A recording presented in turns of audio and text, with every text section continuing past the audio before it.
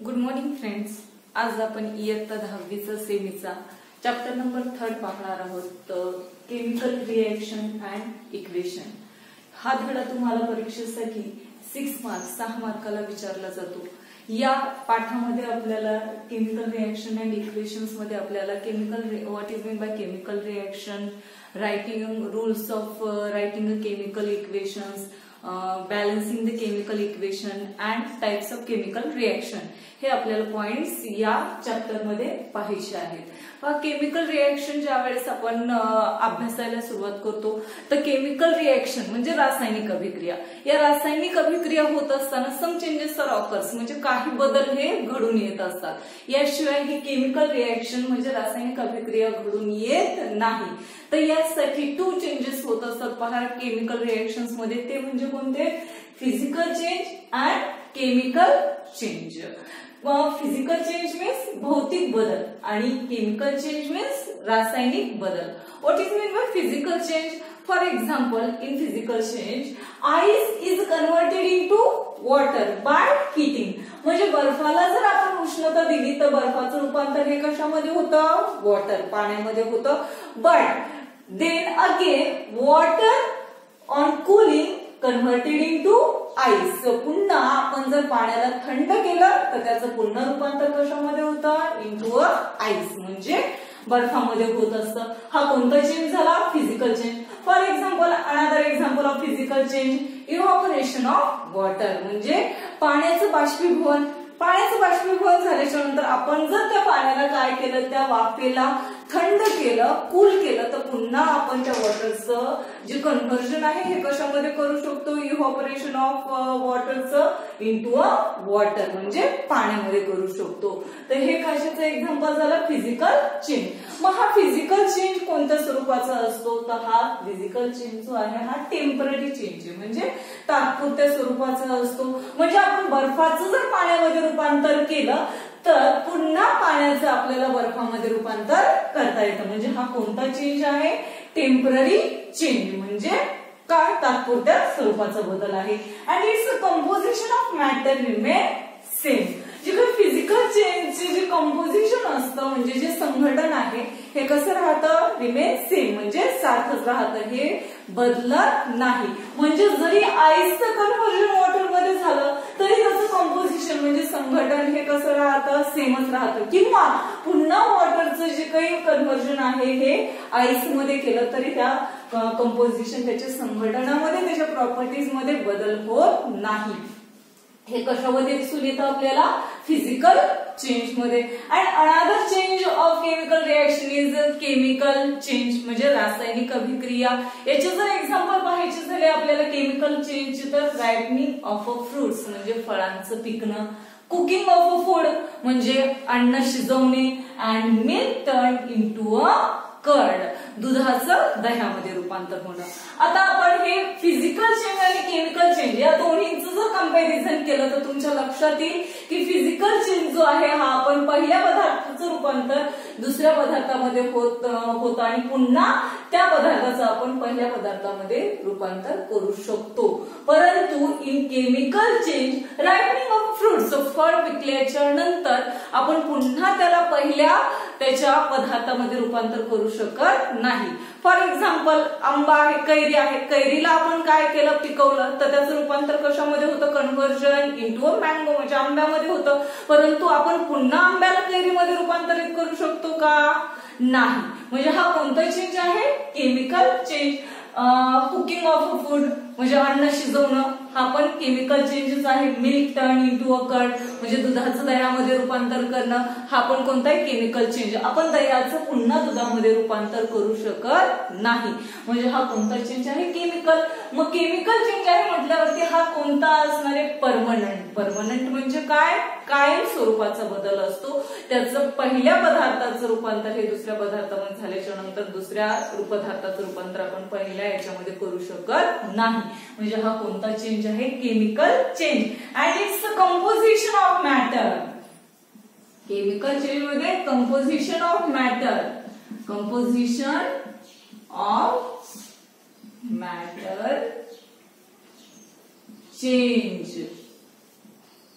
यामध्ये पदार्थ द्रव्याचं जे संघटन आहे यामध्ये काय घडून येतो, बदल घडून येत असतो. तेव्हा आपण त्याला काय म्हणतो रे, this is mean by chemical change, म्हणजे रासायनिक अभिक्रिया. तुमच्या लक्षात आले असेल की फिजिकल चेंज आणि केमिकल चेंज यामधला डिफरन्सही लक्षात आलेला असेल, त्यांची तुम्हाला पॉइंटही लक्षात आलेले असतील आणि त्यांचे एक्झाम्पल्स. हे आपण काय पाहिले, केमिकल रिएक्शन्स मध्ये changes, physical change and chemical change. Then यावरून आता आपल्याला काय पाहायचंय, chemical reaction. What is mean by chemical reaction, रासायनिक अभिक्रिया म्हणजे काय याची आपल्याला डेफिनेशन पाहायची आहे. केमिकल चेंज आणि फिजिकल चेंजच्या नंतरचा आपल्याला पॉइंट पाहायचा आहे तो म्हणजे आहे केमिकल रिएक्शन, म्हणजे रासायनिक अभिक्रिया. What is mean by chemical reaction हा तुम्हाला डेफिनेशन विचारू शकतात परीक्षेला 2 मार्कासाठी विथ एक्झाम्पल. तर पहा, केमिकल रिएक्शन म्हणजे काय, a chemical reaction is a process in which some substances undergo bond breaking and are transformed into a new substance by formation of new bond. This is the definition of chemical reaction. पहा, a chemical reaction म्हणजे रासायनिक अभिक्रिया is a process, अशी प्रक्रिया आहे in which ज्यामध्ये some substances undergo bond breaking, काही पदार्थांमधला जो बंध असतो हा काय होतो, ब्रेक. ब्रेक म्हणजे काय, तुटल्या जातो. बंध जो असतो हा काय होतो, ब्रेकिंग म्हणजे तुटल्या जातो. अँड आर ट्रान्सफॉर्म, आणि ते तुटल्याच्या नंतर त्याचं रूपांतर जे आहे हे कशामध्ये होतं, इंटू अ न्यू सबस्टन्स म्हणजे नवीन पदार्थामध्ये, bye formation of new bond म्हणजे एक नवीन बंध जोडून एक नवीन पदार्थ निर्माण केला जातो.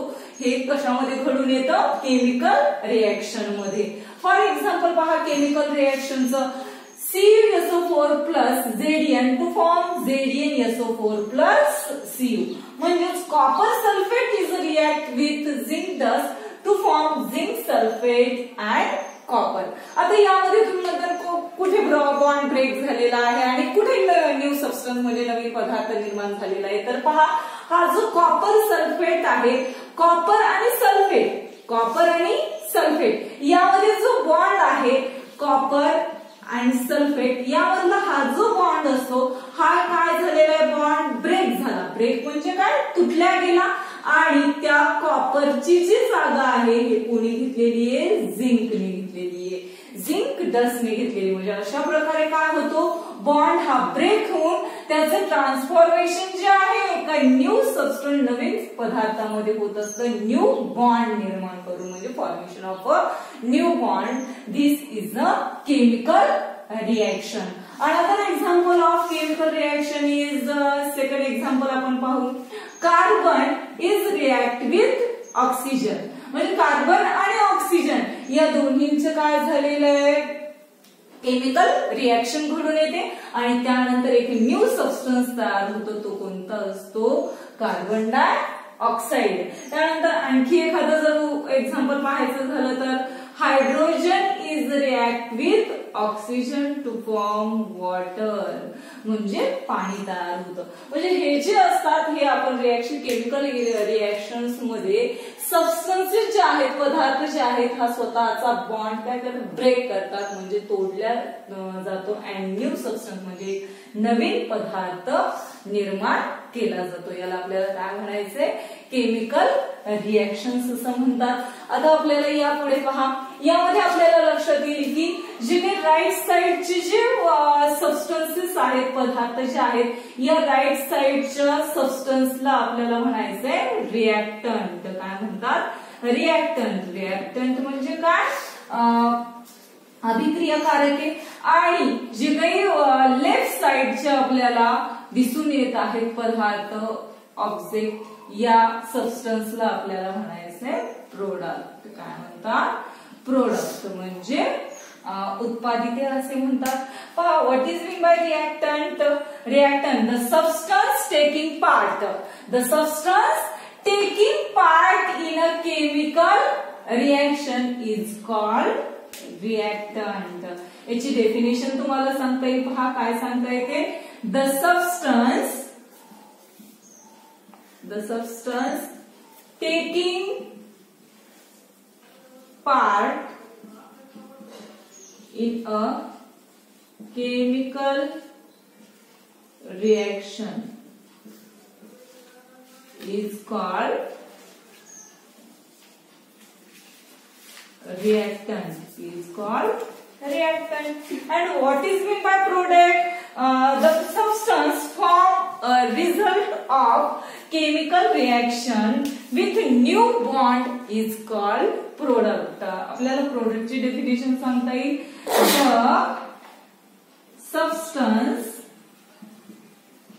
The substance form a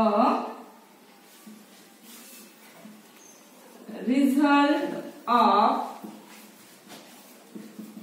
chemical reaction by formation of new bonds are called product. यांना आपल्याला काय म्हणायचंय? प्रोडक्ट म्हणतात.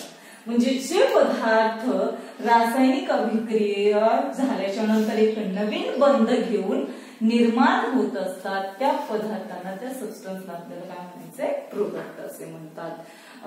हे आपण आज पाहिलं केमिकल रिएक्शन मध्ये. केमिकल रिएक्शनची डेफिनेशन पाहिली, त्याची एक्झाम्पल्स पाहिले.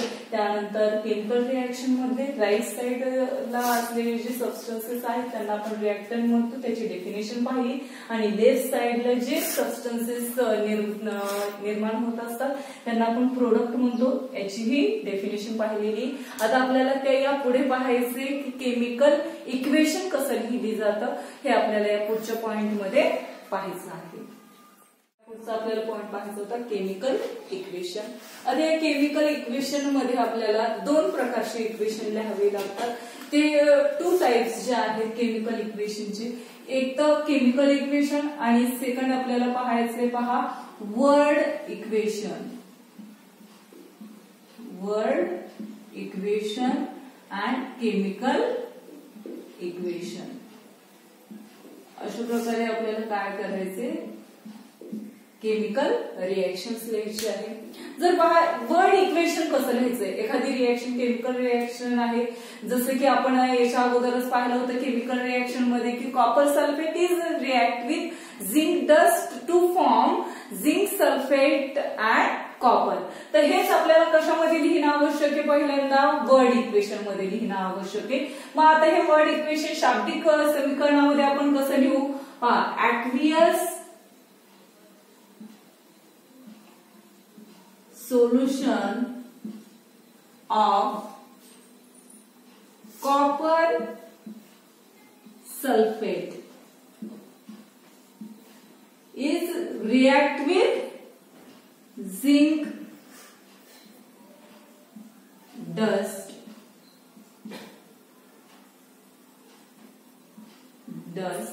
to form aqueous solution of zinc sulfate plus copper. हे काय झालं आपलं? वर्ड इक्वेशन म्हणजे शाब्दिक उदाहरण.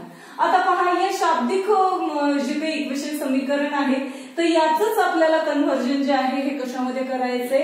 केमिकल इक्वेशन मध्ये करायचं आहे. आता केमिकल इक्वेशन मध्ये आपण याचं रूपांतर जे ट्रान्सफॉर्मेशन आहे हे कसं करायचंय? ऍक्वियस सोल्युशन ऑफ कॉपर सल्फेट. म्हणजे आपल्याला कॉपर सल्फेटचा जो आहे हा मॉलिक्युलर फॉर्म्युला या केमिकल इक्वेशन मध्ये घेणं आवश्यक आहे. मग कॉपर सल्फेटचा काय मॉलिक्युलर फॉर्म्युला आहे? CuSO4. कोणत्या स्वरूपामध्ये दिलेलं आहे आपल्याला हे कॉपर सल्फेट? ऍक्वियस सोल्युशन मध्ये. त्यामध्ये आपल्याला याची स्टेट लिहिणं आवश्यक आहे. स्टेट म्हणजे काय? त्याची भौतिक अवस्था, फिजिकल स्टेट, भौतिक अवस्था लिहिणं आवश्यक आहे. म्हणजे copper sulphate is react with zinc dust. म्हणजे कशाची? झिंकची पूड घ्यायची आहे. झिंक ही कोणत्या स्टेट मध्ये? सॉलिड स्टेट मध्ये.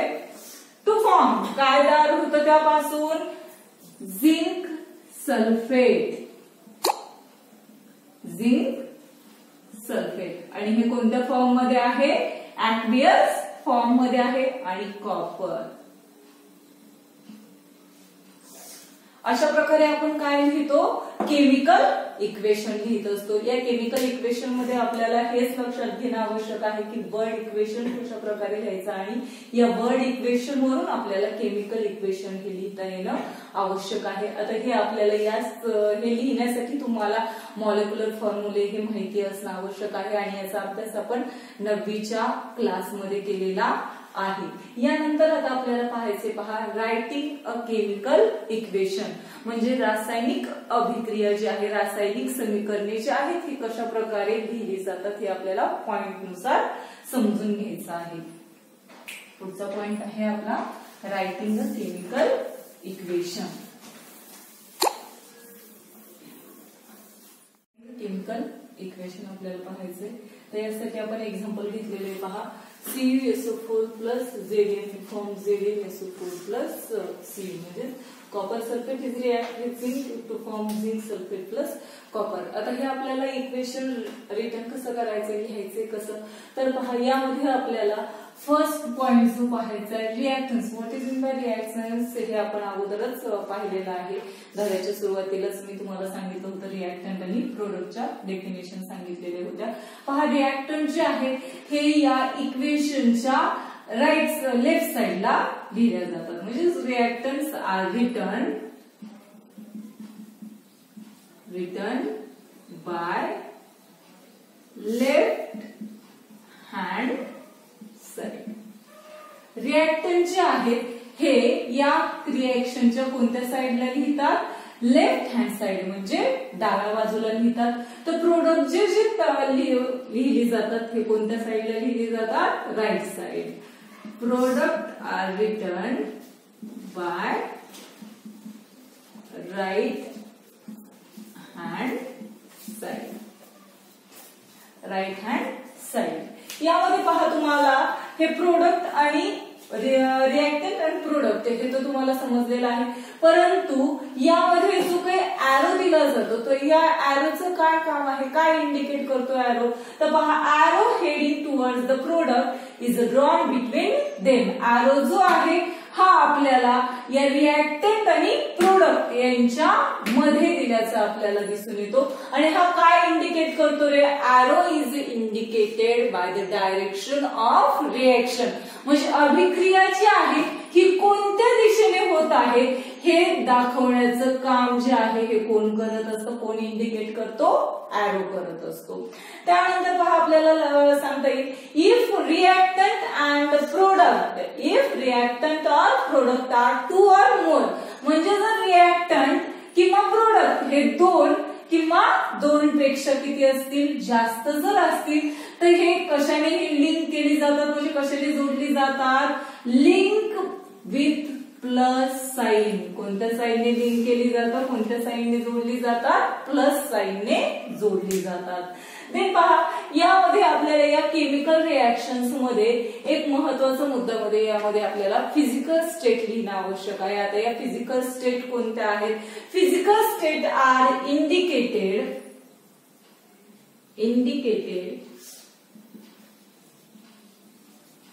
Physical state are indicated in the equation. आपल्याला या इक्वेशन मध्ये फिजिकल स्टेट इंडिकेट दाखवणं आवश्यक आहे. मग या फिजिकल स्टेट कोणत्या आहेत, these state are सॉलिड. हे तुम्हाला माहिती आहे, solid, liquid and gases.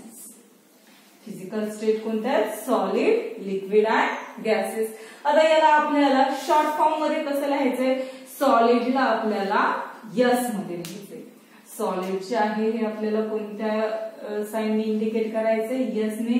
Liquid जे आहे हे यल ने आणि गॅसेस जे आहे हे आपल्याला जी या साइनने इंडिकेट करायचं आहे. ह्या काय आहेत आपल्याला फिजिकल स्टेट. म्हणजे यामध्ये जर तुम्हाला फिजिकल स्टेट जर लिहिता आल्या तर आपल्याला हे लिहिणं आवश्यक आहे. आता यामध्ये आपल्याला कॉपर सल्फेट जे आहे हे आपण पाहिलं होतं, हे कोणत्या स्टेटमध्ये होतं, ऍक्वियस स्टेटमध्ये. झिंक जे आहे हे कोणत्या स्टेटमध्ये आहे, सॉलिड स्टेटमध्ये. झिंक सल्फेट जे तयार झालेले आहे हे कोणत्या स्टेटमध्ये आहे, ऍक्वियस. आणि जे कॉपर मिळालेले हे कोणत्या स्टेटमध्ये आहे, सॉलिड स्टेटमध्ये. म्हणजे आपल्याला ज्यावेळेस आपण हे केमिकल इक्वेशन लिहित असतो त्यामध्ये आपल्याला हे फिजिकल स्टेट लिहिणं ही खूप महत्वाचं आहे. आता यामध्ये पहा, जेव्हा आपल्याला एखादा पदार्थ जो आहे हा कोणत्या स्टेटमध्ये येतो, इन गॅसियस स्टेट. तर हे गॅसियस स्टेटमध्ये आल्याच्या नंतर आपल्याला त्या ठिकाणी जी न लिहिता त्या ठिकाणी आपल्याला एक ॲरो लिहावा लागतो. तो ॲरो जो आहे हा आपल्याला वरच्या दिशेने करायचा आहे, वरच्या दिशेने त्याची डायरेक्शन करावी लागते. म्हणजे ही हा जो अपवर्ड डायरेक्शनने जो ॲरो आपण पॉइंट केलेला आहे हा ॲरो आपल्याला काय इंडिकेट करतो, कोणती स्टेट इंडिकेट करतो, गॅसियस स्टेट इंडिकेट करत असतो. कोणती स्टेट इंडिकेट करतो, अपवर्ड डायरेक्शनचा ॲरो, गॅसियस स्टेट. अँड जर आपल्याला कोणत्या स्टेटने डाऊनवर्ड डायरेक्शनने जर एखादा ॲरो आपल्याला दिसला किंवा लिहायचं म्हटलं तर तो आपण कशासाठी इंडिकेट करतो, डाऊनवर्ड डायरेक्शनचा जो ॲरो आहे, पॉइंटेड डाऊनवर्ड डायरेक्शन हा जो आहे हा आपण प्रेसिपिट साठी लिहित असतो. प्रेसिपिट. प्रेसिपिट म्हणजे काय, अवक्षेप. एखादा जर रिएक्शन मध्ये प्रेसिपिट तयार झाला, अवक्षेप जर तयार झाला तर तो आपल्याला दर्शवण्यासाठी हा जो डाऊनवर्ड डायरेक्शनचा ॲरो आपण लिहू शकतो. ह्या काय झाल्या आपल्याला हे फर्स्ट, सेकंड आणि थर्ड आपल्याला हे पॉइंट लक्षात आले असतील. Writing a chemical equation. यानंतरचे पुढचे पॉइंट आपण पाहू.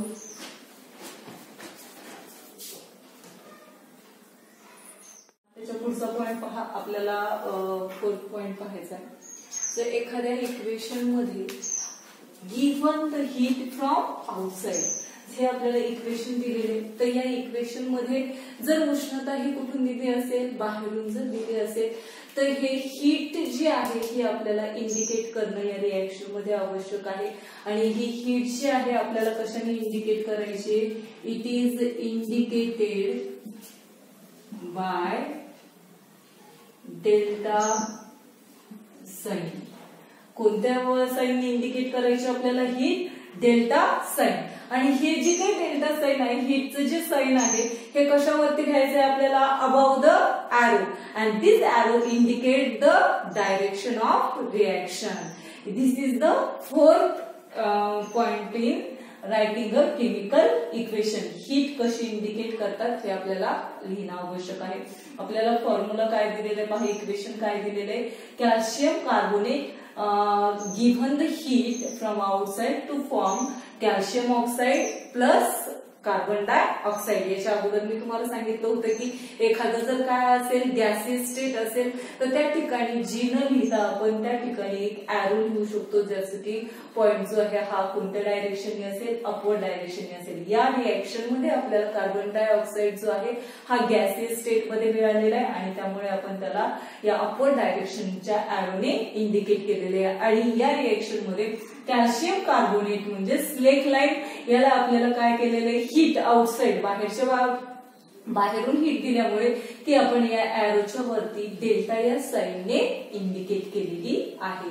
त्यानंतरचा पहा फिफ्थ पॉइंट जो आहे केमिकल इक्वेशन मध्ये, यामध्ये आपल्याला फुलफिल द कंडिशन्स, आपल्याला कंडिशन म्हणजे अटी ज्या आहेत ह्या भरणं गरजेचं आहे. मग या कंडिशन्स कोणत्या आहेत इक्वेशन मध्ये जर लिहायच्या असतील, एखादं इक्वेशन तुम्हाला दिलेलं आहे तर यामध्ये आपल्याला कंडिशन्स लिहिणं आवश्यक आहे. मग या कंडिशन्स कोणत्या आहेत, स्पेसिफिक टेम्परेचर म्हणजे एक विशिष्ट तापमान, प्रेशर, दाब आणि कॅटलिस्ट म्हणजे उत्प्रेरके जे आहेत. या कंडिशन्स ज्या आहेत, या अटी ज्या आहेत हे आपल्याला या इक्वेशन मध्ये लिहिणं आवश्यक आहे. मग या कंडिशन्स लिहायच्या कुठे, these conditions are written on the arrow or above or below. या कंडिशन्स ज्या आहेत ते आपल्याला ॲरोच्या वरती किंवा खाली लिहिणं आवश्यक आहे. फॉर एक्झाम्पल पहा, कंडिशन साठी vegetable oil is react with hydrogen gas to form in the presence of, कशाच्या प्रेझेन्स मध्ये, कोणती कंडिशन आहे बरं या ठिकाणी, 60 डिग्री सेल्सिअस म्हणजे या ठिकाणी कोणती कंडिशन आहे, टेम्परेचर आहे. अँड निकेल कॅटलिस्ट म्हणजे आपण या ठिकाणी काय यूज केलेला आहे, कॅटलिस्ट म्हणजे उत्प्रेरकाचा वापर केलेला आहे. आणि काय निर्माण होतं, मग त्यापासून एक new product are form, that is vanaspati ghee. म्हणजे आपल्याला या कंडिशन्स ही लिहिणं आवश्यक आहे. ज्या वेळेस आपण केमिकल इक्वेशन लिहित असतो त्या ठिकाणी आपण कंडिशन्स लिहिणं हे गरजेचं आहे. मग ह्या कंडिशन्स आपण पाहिल्या महत्वाच्या. त्या कंडिशन्स कोणत्या आहेत, specific temperature, pressure and catalyst.